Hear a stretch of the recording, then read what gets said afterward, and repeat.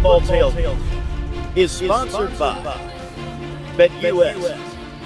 Use promo code TAILGATE and get a 125% sign-up bonus on your first deposit. BetUS is where the game starts.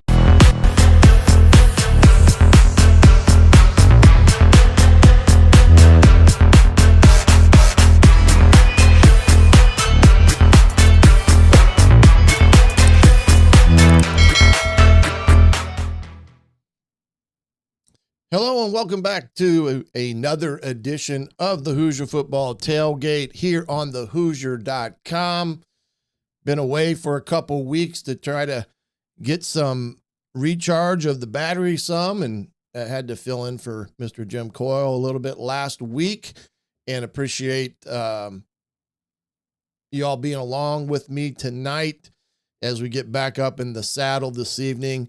Just do me a favor. Make sure you hit the like and subscribe and notification bell so that you get notified when we have live events on Thursday evenings. And as we get into the season, we'll be doing 2 a week. So you'll be able to be updated on that. Bring a friend next time. Have them come and watch the video as well with you on the lives as we prepare for this 2025 season. One that everybody is thinking the Hoosiers are going to do quite well.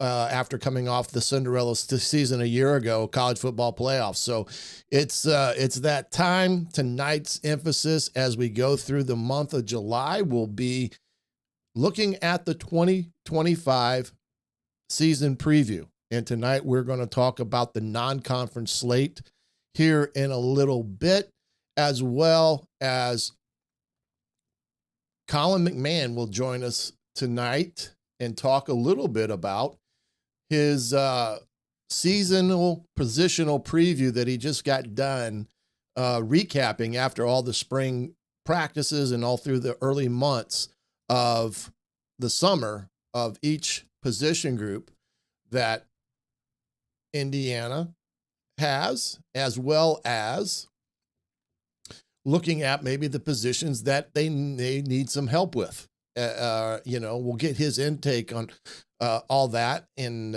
see how those things line up. And is there a position that has a question mark behind it?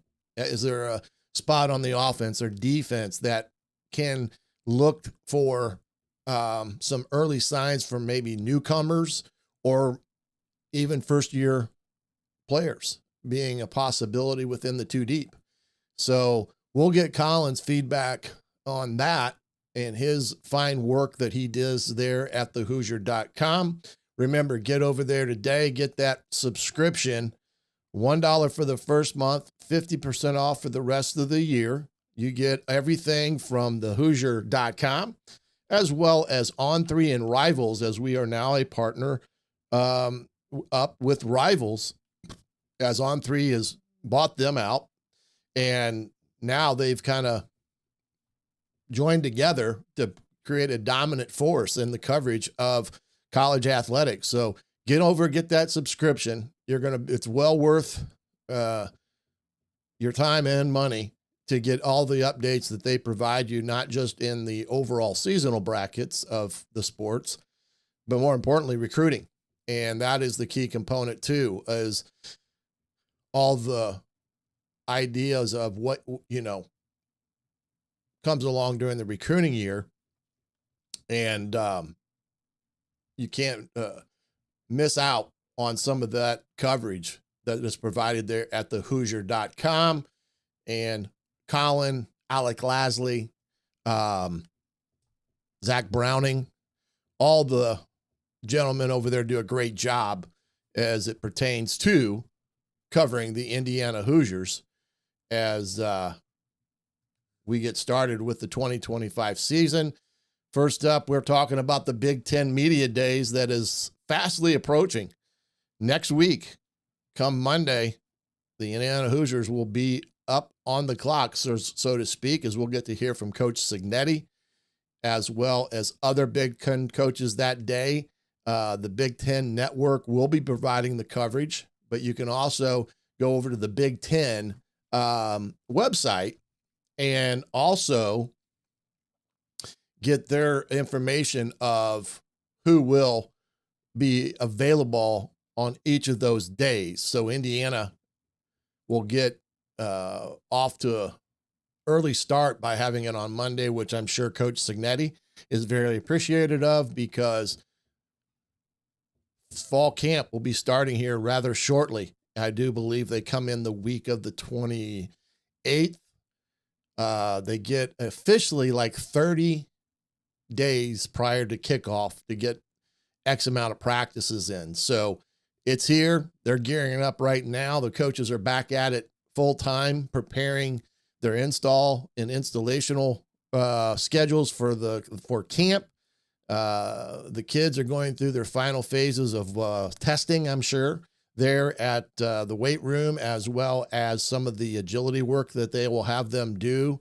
And before you know it, they'll be out on the field, and it'll be 2025 season at our fingertips. Also, looking at that, the Hoosiers ranking and recruiting rankings have been on fire this entire month with a numerous of commitments, and actually competing for some major prospects are still in the makings. Right now, Indiana's ranked number 31 in the nation in their overall recruiting class and number 11 in the Big Ten. So you can see that they have had some great success in the recruiting aspect of things. And they've got a chance to pick up maybe a couple 4-stars here over the next few days, which would be nice pickups if they could get that accomplished so far.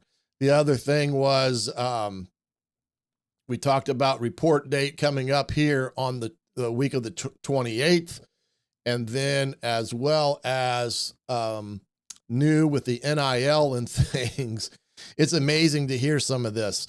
You've got schools, major schools that are already complaining about the deficits that they will incur this year, like University of Michigan, who's already complaining about a $27 million deficit they will have in their athletic budget. And at the same time, the new NIL Go that is being run out of the College Sports Commission through Deloitte for every NIL deal over $600 has already met its first headbutting with the lawsuit crowd in terms from the settlement.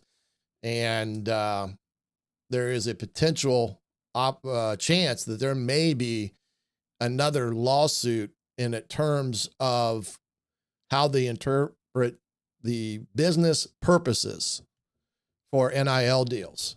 And there's a conflicting opinion of what that means between the NIL Go people and the people that settled the lawsuit. So it's going to be a interesting year with all this because it's all new. Indiana has done well in preparing with all their things thus far in terms of being in a position of power, so to speak, in terms of how they're divvying up the revenue share. And then, of course, their NIL stuff has gone very well. And I wouldn't anticipate them to have any issues or problems when the season gets going and everything has to go through NIL Go. But that's a situation to keep an eye on, because not only that is occurring in the background, there is also supposedly the president is enacting a executive order as it pertains to NIL that no one in the conference office, be it the Big Ten or SEC, is either aware of, nor is any of the other entities like the College Sports Commission and stuff are aware of this potential executive order or what it entails. So we're going to see some curveballs here as we get going along. So just bear with it and keep abreast, and we'll try to keep you all up to date with all the things with NIL and such. So stay right tuned here to the Hoosier Tailgate. And tonight, just remember, if you got a question, once we bring Colin on here, by all means, throw it in the chat. We'll try to get to it, get it posted up, and get an answer for you. and fully encourage you to participate along, whether you're on YouTube or via X or Facebook. However you are joining us this evening, by all means, feel like you have a question that you would like to have an answer to. We'd love to answer that if we see the question, but it's got to be up in the chat so that we can get to it. And before I bring Colin on here real quick, I was asked a question today while I was on with Jim Coyle this morning, was unable to answer it, and wanted to get to that prior to us jumping into the topic with Colin. And Robert is correct. Summer football class is now in session. There may be a quiz at the end of tonight's show, but the question was this: rank the top 5 quarterbacks in the Big Ten. And how did I see that from my perspective? I do believe that Luke Altmaier from Illinois is the top quarterback in the Big Ten. You could argue about Drew Aller, but I don't see him being better than Luke. And I'm splitting hairs there, so don't take that as the grain of salt. So I'd have Luke there and Drew probably second, because we've seen their body of work. The only other one that would be within that area would be Fernando Mendoza in terms of what he did last year at Cal. Now, we haven't seen him play for Indiana yet, but he does have a body of work where he threw for over 3,600 yards a year ago. And I do believe he's in the top 3 quarterbacks already in the conference. After that, you could split hairs. I think the Nico out at UCLA would probably be 4 or 5 on how you looked at it.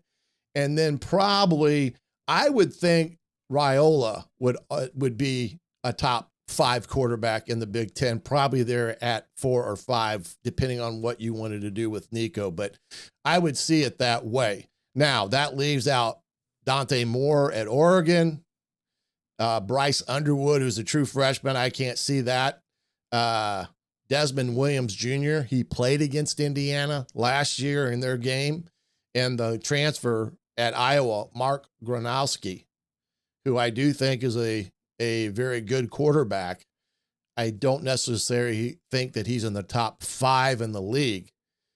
So, and I don't think the Sayin kid at Ohio State is going to necessarily be as good as people think he will be right off for Ohio State. As a matter of fact, Ryan Day has already said that quarterback race is far from over in terms of who sealed up the number 1 spot there. So I do see Mendoza within the top 5. I see Altmaier from Illinois as my number 1 overall quarterback in the Big Ten. Aller from Penn State at 2, and then probably Dylan Raiola at Nebraska as 4, and then Nico, the young man that transferred from Tennessee, at number 5, and I am not pronouncing that last name because I know that I'm going to butcher it anyway. So that would be the top 5, and then the rest is kind of a throw up because none of them have really played that much, but I would probably go the Williams kid at Washington, and Gronowski from Iowa is in that 6, 7, 8 category. I just can't put a guy up like Bryce Underwood, who has never played a college snap, as being in that top tier. So we'll see. And there's a lot of new quarterbacks in the Big Ten. That is correct. So without further ado, let's move on here, and let's bring in the man, the myth, the legend, Colin McMahon from the Hoosier.com. Can you hear me, Colin? I can. And I've got you loud and clear. And if anybody is noticing any issues with the audio, please let me know in chat so that we can try to correct it. So bear with us if that is it. But I think we've got all the demons out of our system from that there was there before. But I appreciate you coming on tonight, Colin. And I know that you've been working your tail off with everything that has been going on right now. I know that you just heard my kind of top 5 quarterbacks in the Big Ten that I just kind of threw out there. And I kind of have Mendoza at number 3. Where would you see the top 5 quarterbacks in the Big Ten, or who would you think would be the top 5 in your list? Well, I gotta say, I have the same exact top 3 as you. I think that Altmaier is number 1, and then I gotta go Aller at number 2, and then I think Mendoza slots in right there at number 3. And then number 4, I also agree with you there. Dylan Raiola, I feel like is he's a top talent, and I feel like he's gonna make a jump his sophomore year. I think that Nebraska is going to be an improved team. They're not necessarily going to be an elite Big Ten team, but I feel like Raiola is a key to their success, and I think that he's going to have a great year. And I do think there's a drop off after the top 3. Yeah. I think that Mendoza, Altmaier, and Aller are kind of separated themselves. And then I have Raiola at 4, and then number 5, I'm going Desmond Williams Jr. from Washington.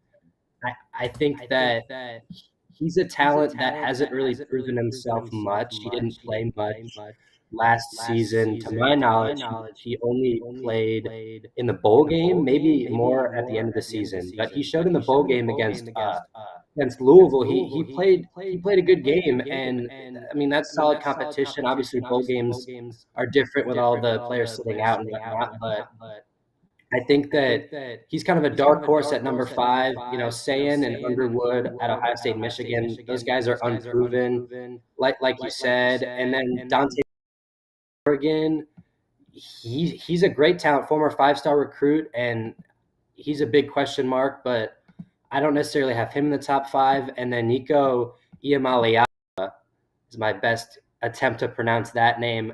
You know, his whole controversy kind of clouds things. I think he's going to get off to a rough start at UCLA, but I think eventually he's going to come around. But again, I still don't have him in my top 5. So my top 5, Altmaier, Aller, Mendoza, Raiola, and then Williams Jr. rounds out the list there.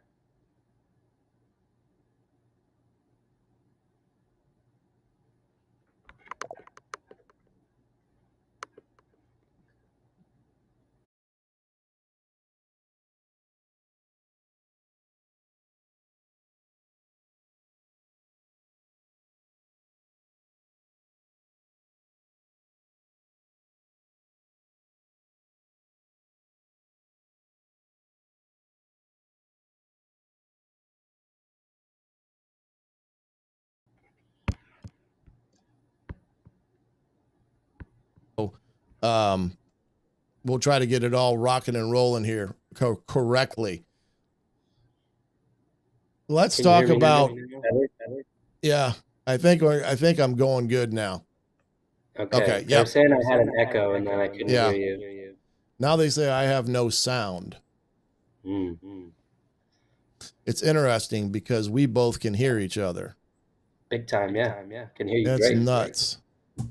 Let's go here. Try this again. Okay, now they say I'm back. Got to give it a time. Sometimes everything's delayed, so you got to let it all catch up. Robert, everyone in chat, everything good as of now.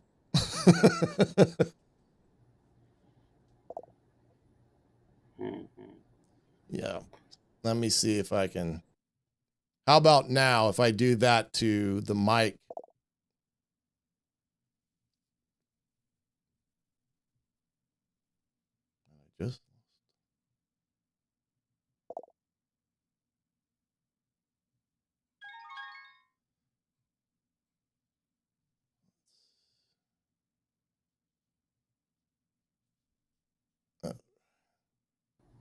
All right. Can anyone tell me if this is better or worse?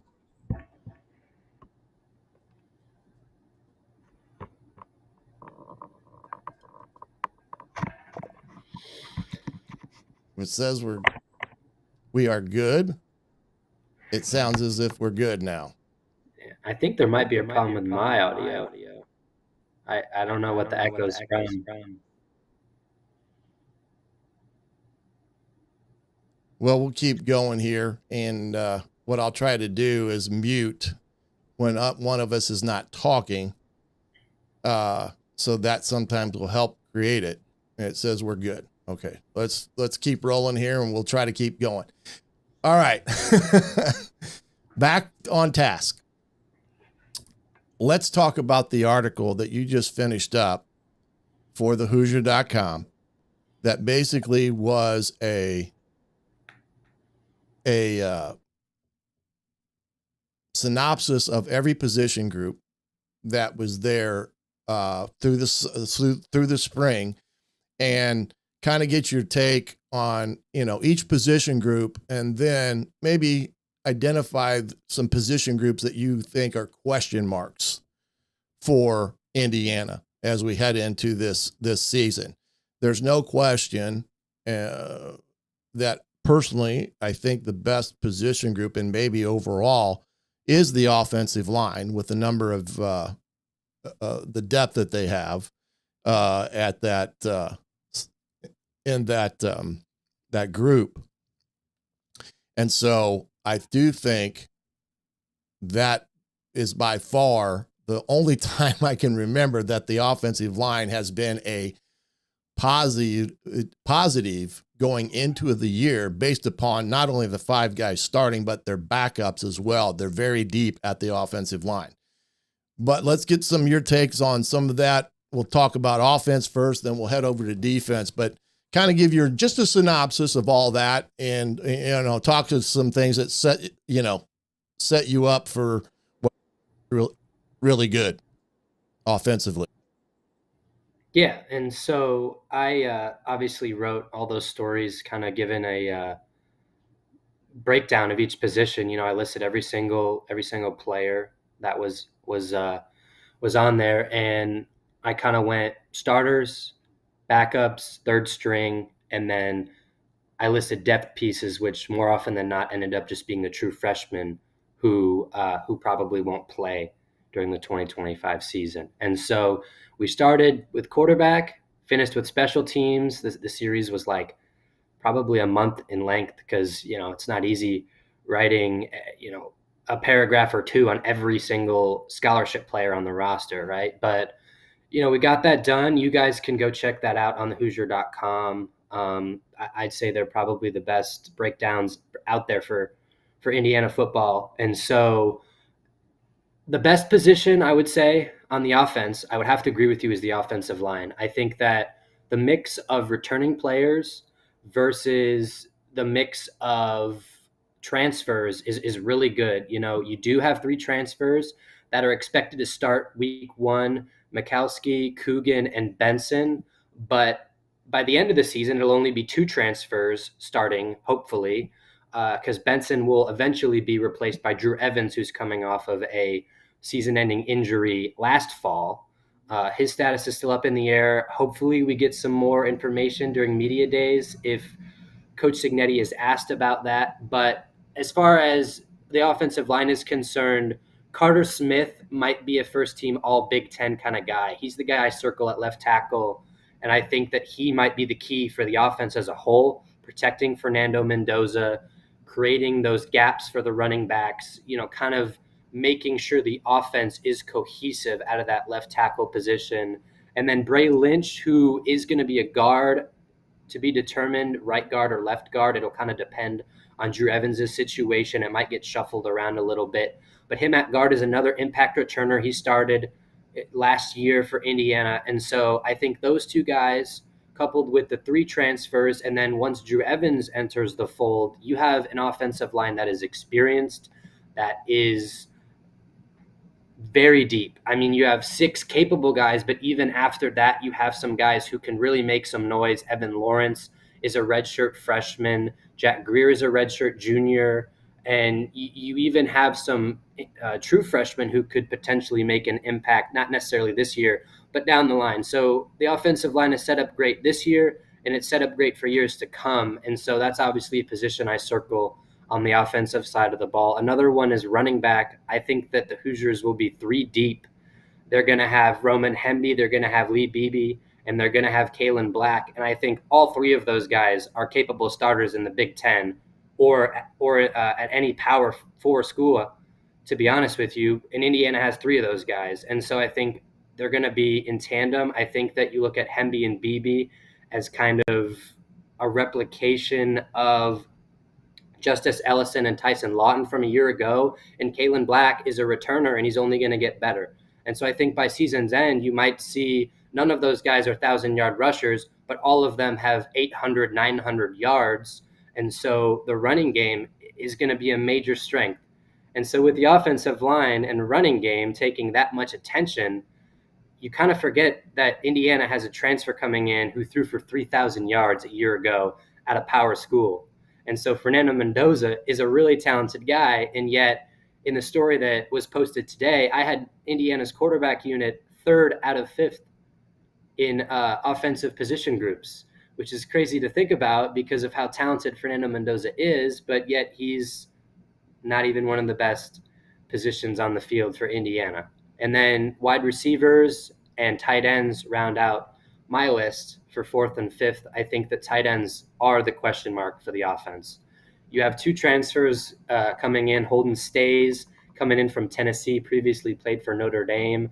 And then you have Riley Nowakowski from Wisconsin. He was primarily a blocking tight end over there. And I don't really know because I don't think they're going to get much production. But then again, I don't think they need to. I think their wide receiver unit is solid enough. Their running game is solid enough where they're going to score enough points that way that they're not going to need to depend on the tight end. Last year, you saw Zach Horton get involved on and off kind of throughout the season, but he was never really a top receiving threat. He was never the go-to guy. He was there in the red zone when Surratt and Cooper were covered, but other than that, he was more of a blocking tight end primarily. And he talked about that at length last year, that he was on the field to block, and anything in the passing game was extra. And that's kind of what I'm thinking going into this season as well. Holden Stays is probably the starter, I would say, with some confidence. But even if it's a tight end by committee, they can do enough on the blocking end of things that any yards that they gain by catching the ball is kind of just a bonus and a surplus to things. And so that's kind of how I look at the offense. It's going to be a great offense, and I think it's going to contend with top end of the country, to be honest with you. I think that they're going to lean on the offense a lot, especially against those high-flying teams like an Oregon who can really score some points. And I think they're going to be able to really compete. But I think that game against Illinois is going to be the test. Mendoza versus Altmaier, kind of, if Mendoza outplays Altmaier and Indiana goes out of that game 4-0, there's going to be a conversation there. Is he the best quarterback in the Big Ten? And is Indiana's offense the best in the Big Ten? Yeah, no question about that. And I'm with you with the tight end situation. That is kind of the one position that you kind of have a little bit of a question mark. And I don't, a year ago, Indiana got a lot of mileage out of Horton, using him as an attached tight end, as kind of an unattached, where they moved him from right to left in the run game, and then spreading him out into the wide receiver position as that 4th wide receiver that enabled to keep him on the field for consecutive snaps. They may be more 10 personnel at times this year, which is basically no tight ends, 4 true wideouts due to that factor alone. We'll see. The running back room, totally get that conversation. I do think they have more possible home run hitters this year with BB and with Hemby, who has proven that he can take the ball and get the tough yardage, but then stack the yardage on top of that. And if he breaks through it, he's a big time runner as well. So no question. that Indiana's offense on paper, as we see it with those that are returning, and Mendoza can be the productive quarterback as much as Rourke was a year ago with consistency in his throws and accuracy. There's no question that this offense will rank highly in the Big Ten and be a great thing with the defense, because one thing Indiana did well a year ago was play a lot of complementary football with the defense. And that will also be a key thing for them this year, is to continue that style of play where they play a lot of complementary football offensively and defensively. So that is all up there on the Hoosier.com. All those breakdowns that Colin has done. Don't forget that you can get over and get that. Let's switch over to the defense, because in my opinion, I know they lose CJ West. I know they lost some other, Walker as the inside linebacker and some other key ingredients along that front 6 or 7. But I do believe they may have improved themselves this offseason at the D line and also in the secondary, because I do believe they have a secondary that's going to be lights out. So let's get your take on the Hoosier defense. Yeah, like you said, there's a lot of losses, some big losses, like with West and Walker, but this is a great defense, and it's great because of kind of the big three, Kamara, Fisher, and Pons. And those are 3 guys that were All-Americans last year. Depending on where you went, they were second team, third team, honorable mention. Those 3 guys are first team All-American potential right there. I think that all 3 could end up being on the All-America first team. And I think that if you had just those 3 guys, that's a great defense in itself, but the supporting cast is also going to play a huge role. The guy that I circle, and I'm not the only one, and Kurt Signetti has talked about him at length, is Elijah Hardy. He's going to take over Jalen Walker's spot as a true sophomore. And he kind of made an impact even as a freshman last year. When you got towards the end of the season, he was getting the majority of the snaps, filtering in and out with Walker, with Fisher, with whoever else. He was kind of a major contributor. And I think that he's going to make a huge jump this fall. I think that when you get kind of to the midpoint of the season, Indiana fans are going to start remembering that name. I think that him and Fisher, with that 2 linebacker unit that Indiana runs, I think that they might be the best linebacker tandem in the Big Ten, maybe in the country. I think that they're going to play so well together with Hardy more of a threat even in the pass defense. I mean, he had an interception in the spring game. He took it back to the house. And that kind of opened a lot of eyes there, but that's just kind of a small piece of what he can do. He can get involved in the run game, making tackles. He can get involved in the pass rush game, like we saw Jalen Walker do so often last season. And then obviously you have Aiden Fisher, the leader of the defense, who we know what he's capable of. We know how mature he is, what a great leader he is. But as a senior, this is his final year in college. This is his last chance to prove that he is capable of being an NFL linebacker. And I think that he is going to prove that. I think that, you might see his name being called next April in the NFL draft, along with D'Angelo Ponce, who is a projected first-round pick. I mean, he would have been maybe a first-round pick last year if he was able to enter the draft after a sophomore season. But he comes back. He's going to be a junior, and he's probably the best player on this roster. I think that offenses are going to look at him and they're going to look the other way. They're going to try to target the other guys in Indiana secondary. He might not get that many interceptions or pass deflections this year simply because he's defending his receivers so well that they're not even going to throw his way. And so you look at Amari Farrell and Lewis Moore as the 2 starting safeties. Lewis Moore returns after a short stint with Ole Miss. He was solid for Indiana in 2023, and now he's back in Bloomington. Amari Farrell was a starter last year. He can really make a difference. And then going over to the other cornerback position, Jamari Sharp is another returner, and I think he can make a big impact as the guy that might be most targeted because of how locked down Pons is. And then in the nickel corner / rover position, as Indiana calls it, Devin Boykin, I think, is probably the starter there. But you have two capable freshmen in Ciante Stewart and Byron Baldwin that could get involved towards the end of the season. Those are two really, really talented true freshmen that I think are going to get a good amount of snaps by season's end. But as of now, week one, this defense is stout. This defense can make an impact, and it's not necessarily going to be a defense that just gets off the field on third down, because they're going to create turnovers. They're going to create noise. And I think that for as good as the offense is, this might be a defensive-minded team. This might be a team that leans on their defense throughout the majority of the season, and for good reason, because there's a lot of talent out there on the field. Yeah, no question. The kid that I think is I think was a great pickup via the portal outside of Daly.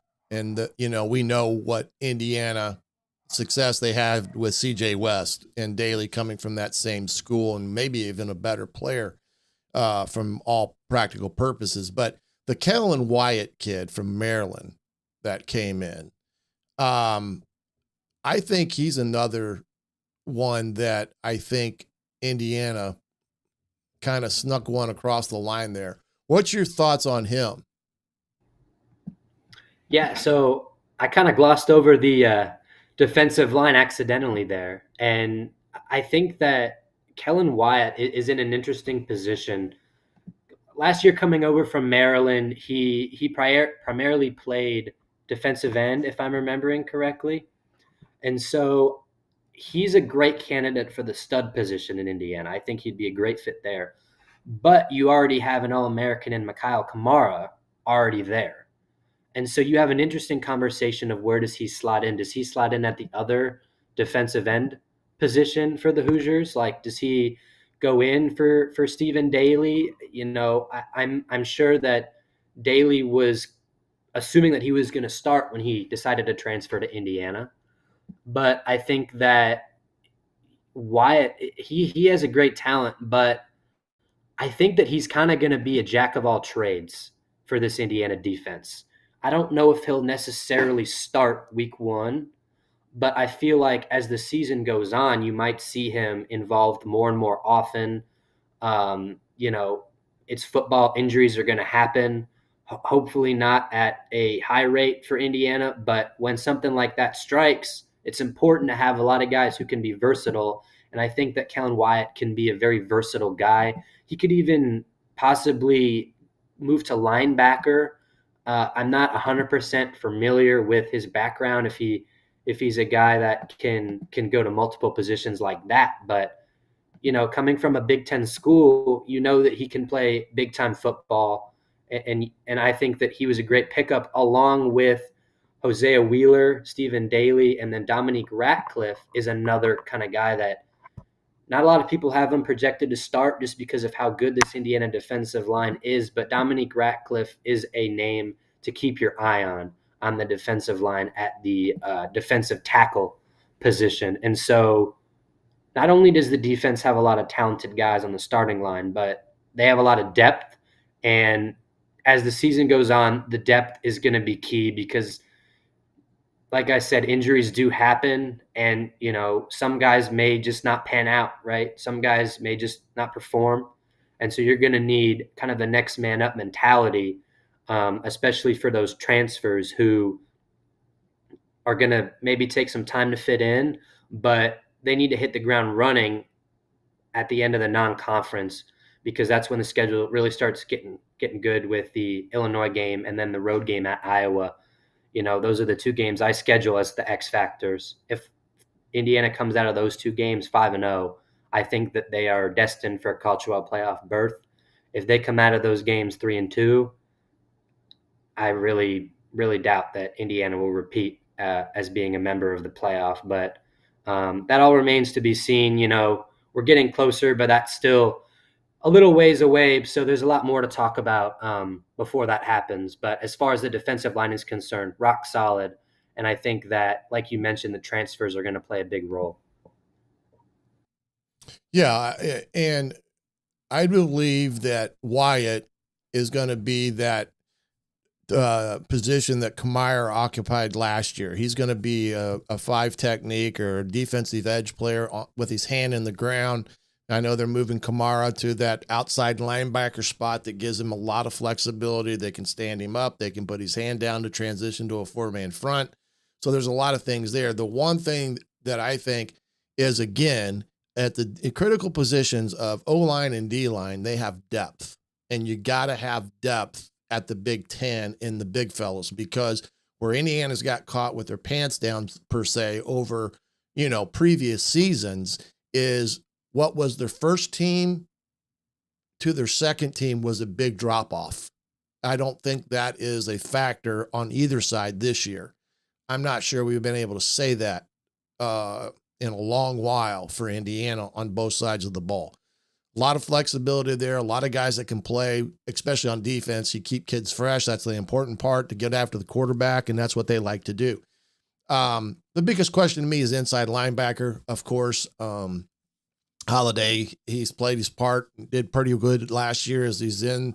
And, Fisher is, a really good on the field captain, run the defense type of deal.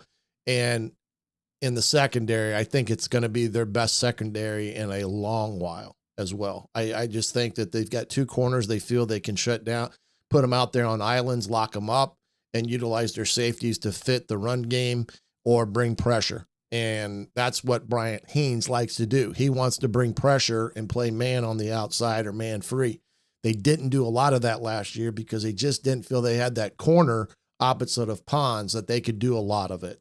So I do think you'll see a little bit more pressure. I do think you'll see a little bit more true man free, and using the safeties to fit up in there during, the rundown scenarios. So, that is kind of my take. I'm kind of with you on all that as well. Again, Indiana's biggest asset is going to be getting off to a great start again. And after we're done here, I'm going to start in that with that non-conference schedule, of which, out of those 3 games, the Old Dominion game, the first game of the season, will probably be their biggest test, as Kennesaw State has only got first-year head coach. They changed coaches last year, and they brought in a bunch of transfers. Dexter Williams, one of them, who was an Indiana player not too long ago. And then they play Indiana State, and Indiana State, I don't think, is going to be much of a challenge to Indiana. So it is what it is when it comes to that. But I think you've done a great job, Colin, with the article and stuff. I know that I don't think you're not going out to. Are you going out to Vegas? I'll be in Vegas. Zach Browning will also be in Vegas, so him and I will bring you the on-site coverage on Tuesday. So we're only a few days away from that. Vegas should be a fun environment for it. Kind of an odd decision to put it in Vegas, but hey, it's a new age of college athletics. Anything's possible. Expect the unexpected, and especially with Curt Cignetti taking the mic, just like he did last year at Media Days. Who knows what he's going to say?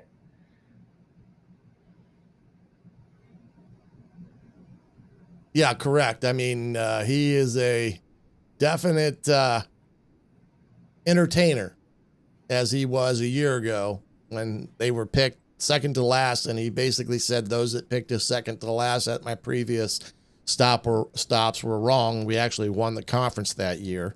So it'll be interesting. I'm glad you guys are getting to go out. I was going to go out.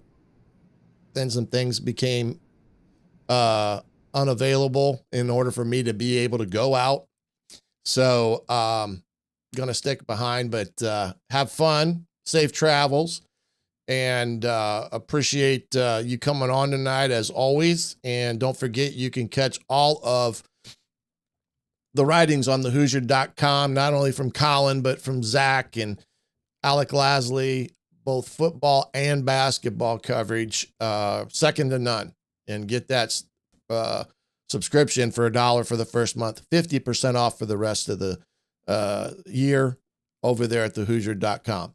Best, all the best again, Colin, and we'll get you back on here maybe prior to the season starting. Maybe we'll get you and Zach, and we'll do a powwow preview of the Indiana Hoosiers 2025 season. Yeah, thanks for having me on. Always a good time. I'm looking forward to being back. All right, my man. You take it easy and safe travels. That's Colin McMahon from thehoosier.com. Great write-ups of the Hoosiers positional groups this year, and just did a phenomenal job with all that. And you get an idea of kind of how he feels with all the scenarios there with Indiana at the different positions. And I agree, Indiana's roster as it pertains to their top 22, I do think is going to be a very good, solid, above average football team when it comes to all 22 players on either side of the ball. I don't know if there's that much of a drop off from your first team to second team, especially up front, which is that's a huge component. And what they've got to do this year is they got to break through against the upper echelon of the Big Ten and be able to run the ball against the quote unquote Iowas and Penn States and Oregon type of teams, and complement their run game and pass game, and then their defense be able to continue what they've done over the years past. So very optimistic about Indiana in terms of what they have on the paper with black and white. Again, they have to go perform, but we'll leave that to Coach Signetti and the staff. I'm going to step aside, take a quick break here. When we come back, we're going to talk about the season preview of the 2025 Indiana Hoosiers and their non-conference slate right after this, all right here on the Hoosier Football Tailgate. Hello, Hoosier Nation. Go to thehoosier.com and take advantage of the 50% off for the first month. Then 50% off on the first year of your subscription. You will get wall-to-wall coverage of the Indiana Hoosiers from Alec Lasley, Zach Browning, and the Coach Shannon Griffith on the Hoosier Football Tailgate, all on the Hoosier. Come.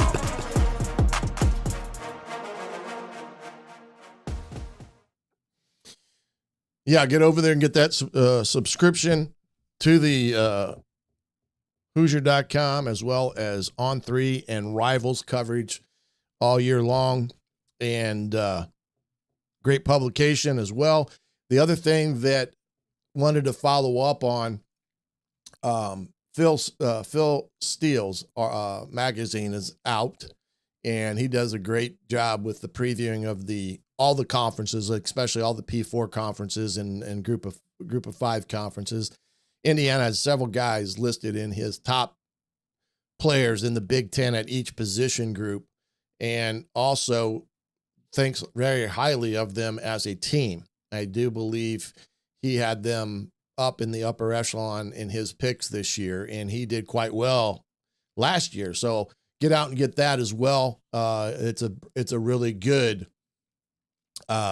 publication and something that I enjoy reading year round. And it's one of those things that I really think his reporting and breakdowns are pretty spot on and things of that nature, as well as CBS Sports is ranked Indiana amongst the nation's most explosives offenses ahead of 2025. And that's nothing new to us here at the Hoosier.com, as well as those that follow the Indiana Hoosiers. We know what that offense with Mike Shanahan at the helm and Coach Signetti, it is a very prolific offense that has the ability to put points on the board, and as well as being able to ground and pound when needed. So some things there starting to pop out. Remember, Colin and Zach will have the coverage from the Big Ten Media Day. And You'll be able to see some of that coverage on the Hoosier.com as well. And also the Big Ten Network will carry all that information and all the media opportunities from the coaches to players through their coverage of it on the Big Ten Network next week. And of course, Dick right here to the Hoosier.com and the Hoosier Tailgate, and we'll have you covered as well. Well, we're going to start talking about this non-conference schedule for Indiana. Again, I don't think it's a world beater. I think in this day and age of the college football playoffs and, all the different things that the Big Ten is about with 9 conference games, you can't just have teams pounding on each other against other big programs, quite honestly, as we've seen Indiana cancel the Virginia series and added Kennesaw State and I think it was Eastern Illinois to the lineup in 27, I believe, as well. Do I like that? No, I wish they'd have a little better flavor with that third non-conference game. I did love the Louisville series. I wish that would have continued. Or adding a Kentucky series like we've had in years past, because those are easily travel games for the fan bases of both institutions. But in today's game, and still needing to get to the magical number of 6 to be bowl eligible, irregardless of the college football playoffs, you put 3 games on the schedule so that you're halfway there by the time you enter Big Ten play. So I get it on both sides of the coin, but I do wish they would play those type of teams. I thought the Virginia home and home series would have been good as well. So that's my 2 cents, but I'm not the AD, and I'm sure Coach Signetti has his philosophical approach with that. And Scott Dolson did something last year that basically gave Indiana a huge advantage with the number of home games that they had. And he wasn't afraid to pull the trigger to put Indiana in their best light. Starting off the season, we've got Indiana opening up against Old Dominion. And that ball game is on I think it's a 2:30 kick there. FS1 will have the coverage of it. So it's a game that, again, will be a pretty good challenge for Indiana. And I say that from the standpoint of this team was 5-7 a year ago. They did have some good players. Grant Wilson, who is now a Indiana Hoosier, played for Old Dominion last year. However, he was hurt. I think he only played 3 games. But the quarterback that came in and replaced him played really well. And he finished up playing 9 games on the year. And we'll have more specific breakdowns of each offense and defense as we get to game week to talk about, the ins and outs of offense and defense, who are their guys and so forth and so on. But their coach, 6-year, he's 20-30 at Old Dominion, a very new program when it comes to history. They've only been a Division I school now, probably almost 10 years maybe. But they're over and under for wins this year is 5.5 and plus 1,000 on winning a conference title. But you can see here by looking at their coaching staff, Rick Rainey as that head coach in his 6th year. You got Kevin Decker and Blake Sealer as the offense and defensive coordinator. Their defensive coordinator's good. He's got a good scheme. They run a 3-4, very similar to what Indiana does with a lot of pressures. And they were a good defense pretty good defense a year ago in terms of, having the skill set to compete. Now, what happened to them, as you can see here, they're both identical almost. They did give up over 402 yards a game. 25.2 points per game in scoring offense, or scoring defense, which is really pretty good when you think about it. for a defense to only surrender 25 points a game on average. That's pretty darn good. And I do believe they have some cats that can play on defense. Offensively is where it'll be interesting. They do have that kid returning, averaging 378 yards per game, 25.4 points per game, which is low in today's game. I mean, realistically, you should probably hopefully average about 28 to 35 points per game as an offense to have a chance to be a winning team. But again, I think this is a good test for Indiana. I just think this game out of all three of them will be the game that Indiana better come playing at on all cylinders hitting, because that's a game that we see it in every year where a group of 5 team goes to a opposing Power 4 school and comes away with a victory because the P4 school wasn't ready, or they had a tremendous amount of mistakes and turnovers. And that's the type of game this one you have to be on guard with. And I guarantee it that Coach Signetti, having played against this group when he was at James Madison, will have the attention of everybody leading up to that game. Kennesaw State out of Conference USA, they just had another coaching change. They were 2-10 in Conference USA, or 2-10 overall.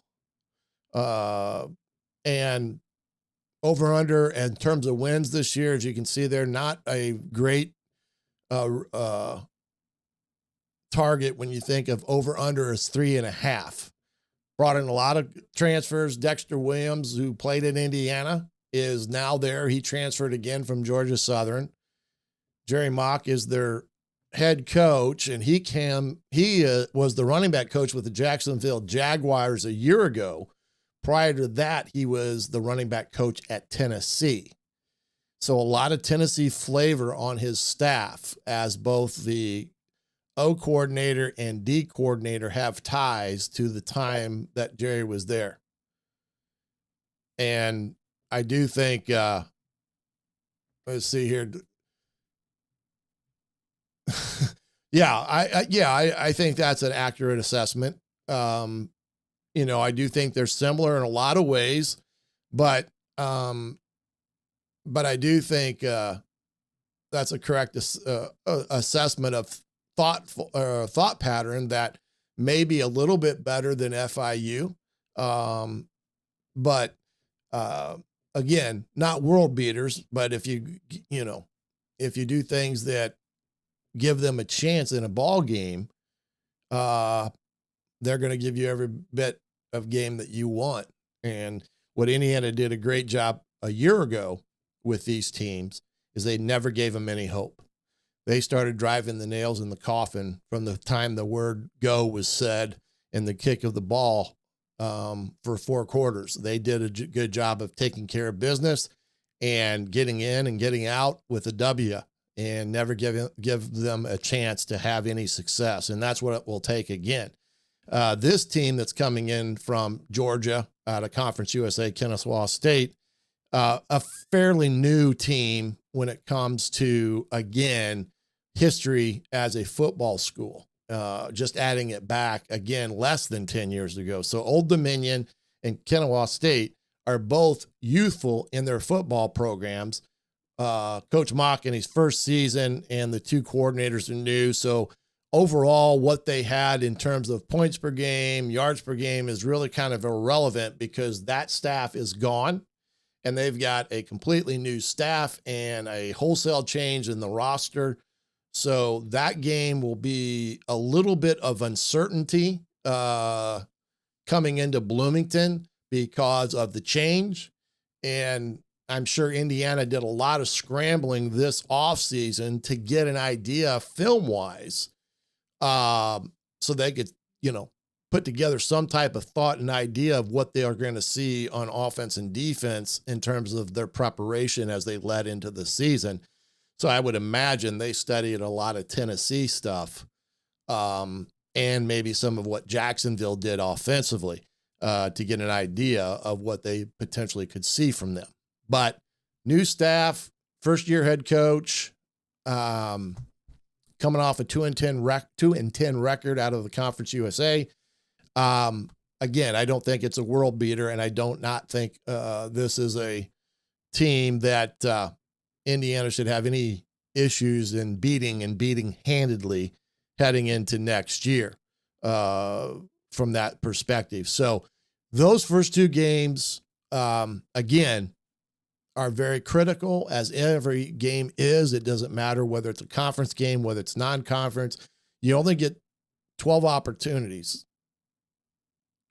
to play football. And it's the only sport where from the word go, it is, balls to the wall, full throttle all the way through November, December, with what you're doing week in, week out. You don't have a second chance at teams. Every game is played, and once that's over, it's over. You're not going to see them again until the following year, especially in the Big Ten Conference. But these games that are coming up will be vitally important for them to get off to a good start. Week 3 is an interesting contest with Indiana State. Kurt Mallory is the head coach there, a son of Bill Mallory. Kurt actually did coach at Indiana some time ago, and I know Kurt very well. We were on the staff together at Ball State in our first season as Division I coaches under Bill Lynch there back in 1994 and 5 when we were at Ball State. I've got a ton of respect for Kurt and the Mallory family as a whole. You will bet that they'll have a well-coached football team coming into Memorial Stadium to play Indiana. But I don't think they're going to have any depth or true hitters there that will give Indiana a bunch of problems.